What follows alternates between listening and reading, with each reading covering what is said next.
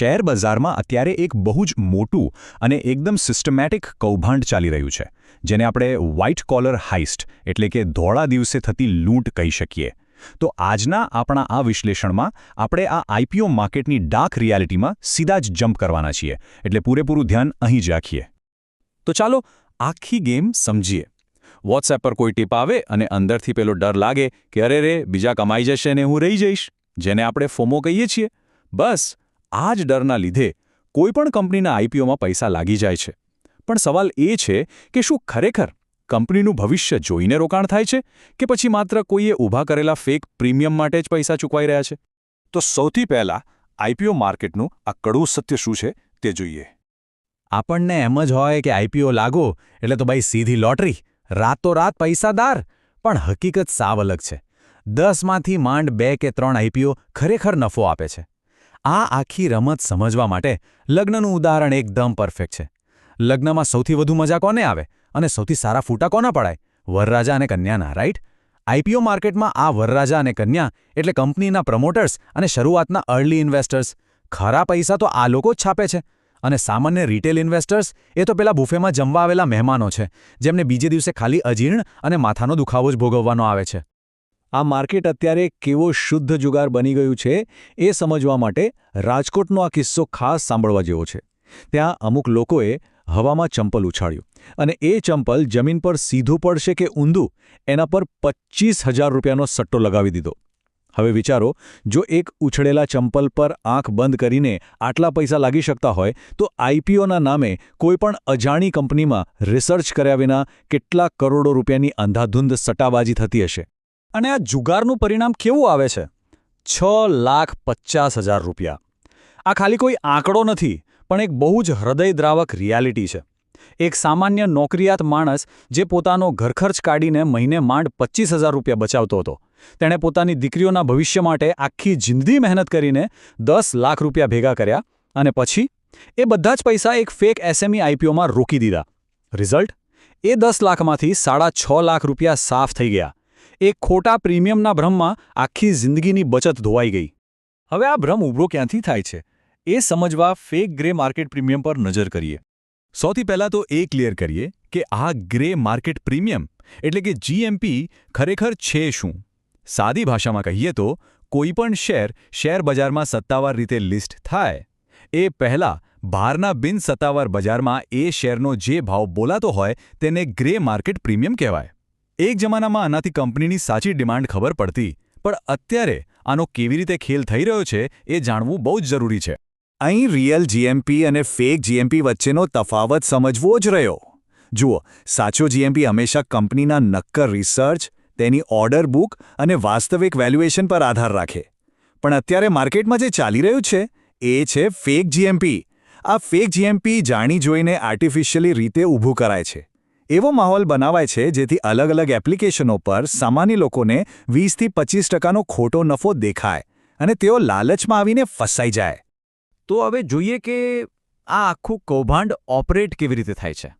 આખી સ્કેમની modus operandi બહુ simple પણ ખતરનાક છે. આ 4 સ્ટેપ્સ જુઓ. સ્ટેપ 1. કંપનીનો પ્રમોટર શરૂઆતમાં જ માર્કેટના ઓપરેટરને પોતાના શેર્સ 40% જેટલા હેવી ડિસ્કાઉન્ટમાં આપી દે. મતલબ 100 રૂપિયાનો શેર ઓપરેટરને 60 રૂપિયામાં મળી જાય. સ્ટેપ 2. હવે આ ઓપરેટર માર્કેટમાં હાઇપ બનાવવા માટે પીઆર એજન્સીઓ અને કહેવાતા ફિન ઇન્ફ્લુએન્સર્સને પૈસા ખવડાવે. સ્ટેપ 3. ગ્રે માર્કેટની એપ્સને લાંચ આપીને ફેક જીએમપી વધારવામાં આવે. અને ફાઇનલ સ્ટેપ 4. સામાન્ય રિટેલ ઇન્વેસ્ટર્સ આ ઊંચો ભાવ અને હાઇપ જોઈને ટોચ પર ખરીદી લે છે. અને જેવું લિસ્ટિંગ થાય કે તરત ઓપરેટર્સ અને પ્રમોટર્સ ઊંચા ભાવે માલ પધરાવીને છૂમંતર થઈ જાય. હવે આપણને થાય કે આ બધી એપ્સ અને ઇન્ફ્લુએન્સર્સને સેટિંગ કરવામાં કેટલો ખર્ચો થતો હશે? 50 લાખ રૂપિયા. હા? ઓપરેટર્સ માત્ર ખોટું જીએમપી બતાવવા અને સોશિયલ મીડિયા પર માહોલ ગરમ કરવા 50 લાખ રૂપિયાની લાંચ હસતા હસતા આપી દે છે. કેમ? કારણ કે ભાઈ તેઓ 100 કે 125 કરોડ રૂપિયાનો આખો આઈપીઓ મેન્યુપ્યુલેટ કરી રહ્યા છે. 100 ને 2 કરોડના કૌભાંડ સામે આ 50 લાખનો ખર્ચો તો સાવ છૂટક રકમ કહેવાય. અને આ કોઈ હવામાં ગોળીબાર નથી થઈ રહ્યો. માર્કેટમાં આના જીવંત દાખલા છે. હમણાં જ એક 102 કરોડ રૂપિયાનો આઈપીઓ આવ્યો હતો. બધેનો બહુ મોટો પ્રીમિયમ દેખાડવામાં આવી રહ્યું હતું. પબ્લિકને લાગ્યું કે બમ્પર કમાણી થશે. પણ લિસ્ટિંગના દિવસે શું થયું ખેલ ખતમ. જે ભાવે શેર પબ્લિકને અપાયો હતો એનાથી 20% ઓછા ભાવે એટલે કે 20% ડિસ્કાઉન્ટમાં એ શેર ઓપન થયો. પબ્લિકના પરસેવાની કમાણી સીધી પ્રમોટર્સના ખિસ્સામાં જતી રહી અને રિટેલ ઇન્વેસ્ટર્સ રોતા રહી ગયા. હવે સૌથી મોટો સવાલ એ ઊભો થાય કે આઈપીઓમાંથી ભેગા થયેલા આ કરોડો રૂપિયા જાય છે ક્યાં?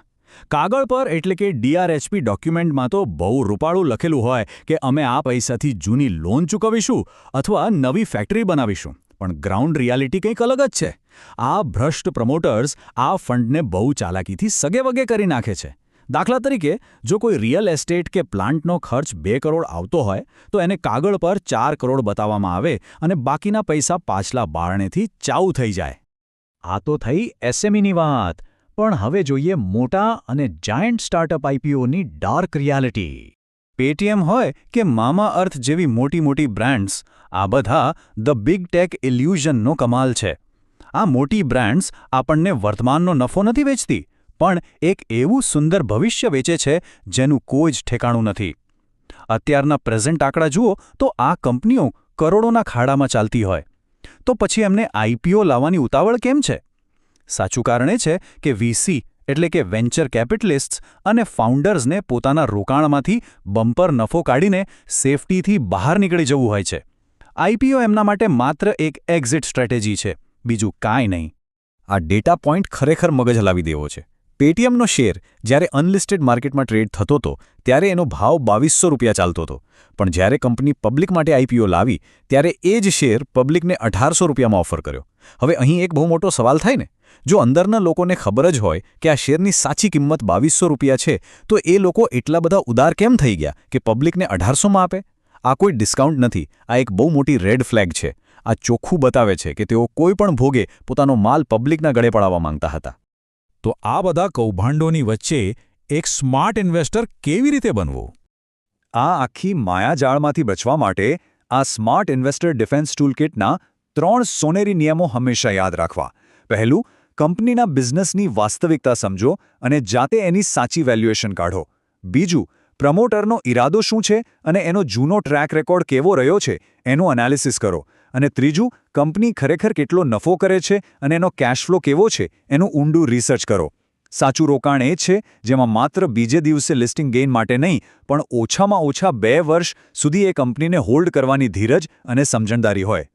તો છેલ્લે એક વિચારવા જેવા પ્રશ્ન સાથે આજના આ વિશ્લેષણનું સમાપન કરીએ.